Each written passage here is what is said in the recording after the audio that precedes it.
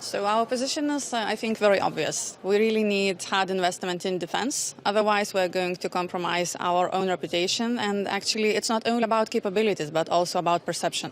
If we do not invest into hard defense and do it right now, it's going to get only more expensive in the years to come. What is there's also discussion about defense-related expenditures. What, according to your opinion, should be part of that?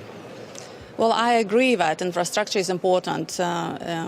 Expenses related to military mobility, to civil defense, they are, of course, part of the package. But if you do not have strong army, if you do not have weapon systems, if you do not have what it needs to be done to ensure that NATO capability targets are met, and not in the next century, then everything else is redundant. You mentioned yesterday that 2032 is simply too late a deadline. Yes. I'm wondering what reception you got from other allies in the room. Well, yesterday it was just, informal meetings about that, but today we are going to have a real discussion. So my question to my colleagues is that if we all trust our intelligence, if we trust NATO military intelligence, and they say that it's just a few years until Russia is going to be able to test NATO, then what are we going to do? Ask them for extension?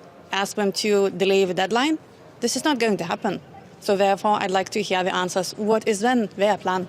But is it realistic to achieve those 5% until 2030? Well, I think that what we have to all understand, that our actual capabilities, that our ability to defend our territory, to defend our economy, to defend our people is what matters. And I understand that it's very, very different what 5% is for Lithuania or for Estonia and what it is for Germany and for France. Different sort of economies. But also, when we talk about the size of economy, we have to think about the size of impact that is going to happen if Russia breaches our borders. I mean, it's not that only countries on the northern eastern border are going to be violated. It's going to hit very hard all the economies. And what Germany and France are experiencing right now is going to be, I don't know, cherry tree blossom compared to what is going to happen.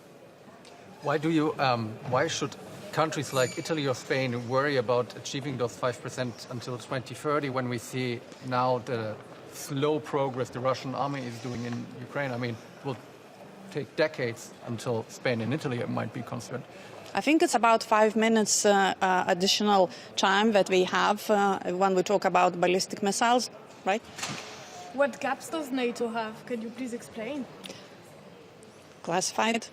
But I think that we all understand that if we really want to ensure that Russia doesn't even think about breaching our borders, and they will probably expand their empire anyhow, but return somewhere else and not at NATO, then, as I said, we have to also see visibly the force that we have.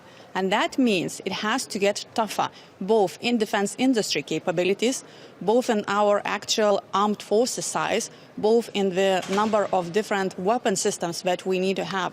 And if it doesn't happen in the next couple of years, and God forbid, some interesting decisions would be made regarding sanctions for Russia or negotiations with Ukraine, then we may have not 3 to 5 years, but 2 to 3 years. And then are we going to gather here again and say, okay, we failed a bit, and then maybe we start learning Russian? So, thank you.